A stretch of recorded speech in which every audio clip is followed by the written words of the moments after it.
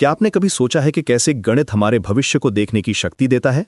कैसे एक साधारण इक्वेशन मौसम के बदलाव से लेकर स्टॉक मार्केट के उतार चढ़ाव तक सब कुछ प्रिडिक्ट कर सकती है? आज हम एक ऐसी फैसिनेटिंग जर्नी पर निकलेंगे जहां मैथमेटिक्स और प्रिडिक्शन का अद्भुत संसार खुलेगा। सन 1905 में रशिया में एक गणितीय युद्ध छिड़ा था। एक तरफ थे पावेल नेक्रासोव, जो चारिस्ट विचारधारा के समर्थक थे, और दूसरी तरफ आंद्रे मार्कोव, एक सोशलिस्ट और एथीस्ट। ये लड़ाई सिर्फ गणित की नहीं थी, बल्कि फ्री विल और प्रोबेबिलिटी के बारे में थी।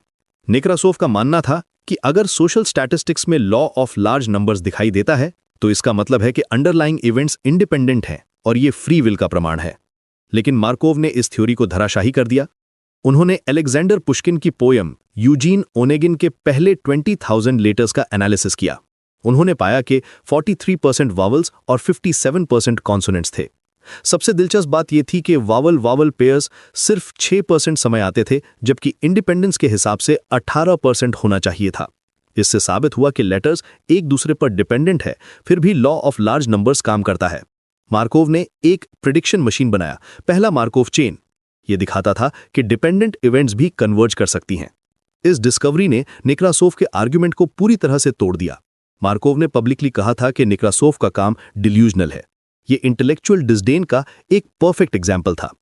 अब सवाल यह है कि ये एब्स्ट्रैक्ट मैथमेटिक्स रियल वर्ल्ड में कैसे काम आती है?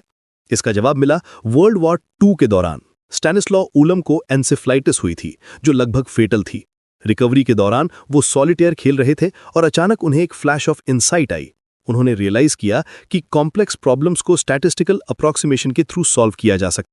ये मॉन्टे कार्लो मेथड का जन्म था। मैनहट्टन प्रोजेक्ट के दौरान साइंटिस्ट्स को न्यूक्लियर बॉम्ब के लिए न्यूट्रॉन बिहेवियर सिमुलेट करना था। ट्रेडिशनल डिफरेंशियल इक्वेशंस बहुत कॉम्प्लेक्स थे। उलाम के मेथड से, जो मार्कोव चेन्स पर बेस्ड था, वे इन कैलकुलेशंस को अप्रॉक्सीमेट कर सके।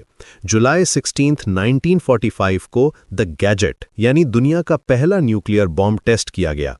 6 किलोग्राम प्लूटोनियम से नियरली 25,000 टन्स TNT के बराबर एक्सप्लोजन हुआ। लेकिन यह सिर्फ शुरुआत थी। 90s में 2 स्टैनफोर्ड के स्टूडेंट्स सर्गे ब्रिन और लैरी पेज ने इंटरनेट को एक जायंट मार्कोव चेन के रूप में देखा। उन्होंने पेज रैंक एल्गोरिथम डेवलप किया, जो वेब पेजेस को क्वालिटी और रेलेवेंस के बेसिस पर रैंक करता था। यह गूगल का फाउंडेशन बना।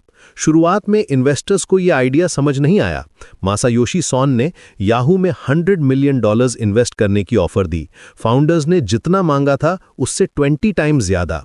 उन्होंने कहा था, अगर तुम मुझे याहू में इन्वेस्ट नहीं करने दोगे तो मैं किसी कॉम्पिटिटर में इन्वेस्ट करूंगा और तुम्हें किल कर दूंगा। यह टेंशन का एक हाई मोमेंट था। पेज और ब्रिन के आइडिया को इनिशियली रेजिस्टेंस मिली। लोग कहते थे बेहतर सर्च क्यों बेहतर है, क्योंकि इंस्टेंट रिजल्ट्स मिलने से एड व्यूज कम हो जाते। लेकिन उनका डिटर्मिनेशन था कि क्वालिटी रिजल्ट्स देना ही सही अप्रोच है। आज के समय में लार्ज लैंग्वेज मॉडल्स भी एडवांस्ड मार्कोव चेन्स हैं।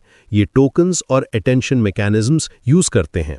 लेकिन एक कंसर्न ये है कि ये मॉडल्स कभी-कभी डल स्टेबल स्टेट में चले जाते हैं, जहां ये सेम थिंग को रिपीटेडली जनरेट करते हैं।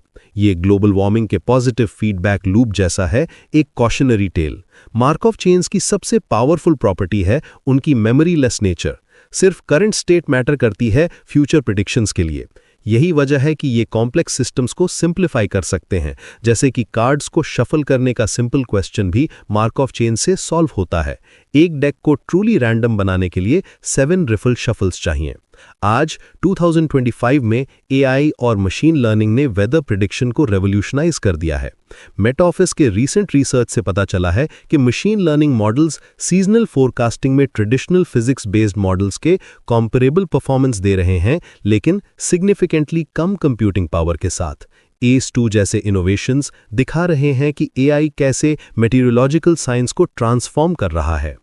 स्टॉक मार्केट प्रेडिक्शन में भी मैथमेटिकल मॉडल्स का एवोल्यूशन जारी है।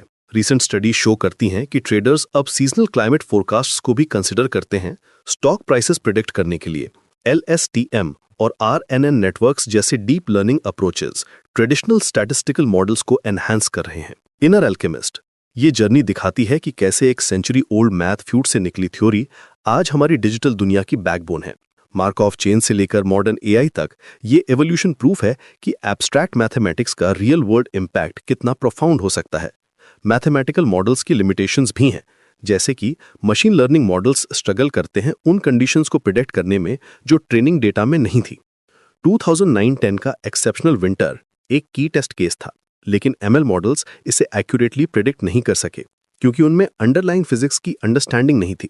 फिर भी ये क्लियर है कि मैथमेटिकल प्रिडिक्शन का फ्यूचर ब्राइट है। वेदर फोरकास्टिंग से लेकर फाइनेंशियल मार्केट्स तक हर फील्ड में ये मॉडल्स हमारी अंडरस्टैंडिंग को शेप कर रहे हैं। प्रॉब्लम सॉल्विंग अक्सर अप्रोप्रिएट मार्कऑफ चेन को करने का मैटर है। ये कहानी हमें सिखाती है कि इनोवेशन अक्सर अनएक्सपेक्टेड प्लेसेस से आती है। एक पॉलिटिकल और फिलोसॉफिकल फाइट से निकला मैथमेटिकल कॉन्सेप्ट आज nearly her aspect of modern life को इन्फ्लुएंस करता है। ये दिखाता है कि प्योर मैथमेटिक्स और प्रैक्टिकल एप्लीकेशंस के बीच का कनेक्शन कितना स्ट्रांग हो सकता है। जैसे जैसे हम फ्यूचर में आगे बढ़ते हैं, मैथमेटिकल मॉडल्स और भी सोफिस्टिकेटेड होंगे। क्वांटम कंप्यूटिंग, एडवांस्ड एआई और बेटर डेटा कलेक्शन मेथड्स के साथ हमारी प्रिडिक्शन कैपेबिलिटीज एक्सपोनेंशियली बढ़ेंगी। लेकिन साथ ही ये भी याद रखना होगा कि ये मॉडल्स टूल्स हैं, मैजिक नहीं। उनकी लिमिटेशंस को समझना उतना ही इंपॉर्टेंट है जितना उनकी कैपेबिलिटीज को अप्रिशिएट करना।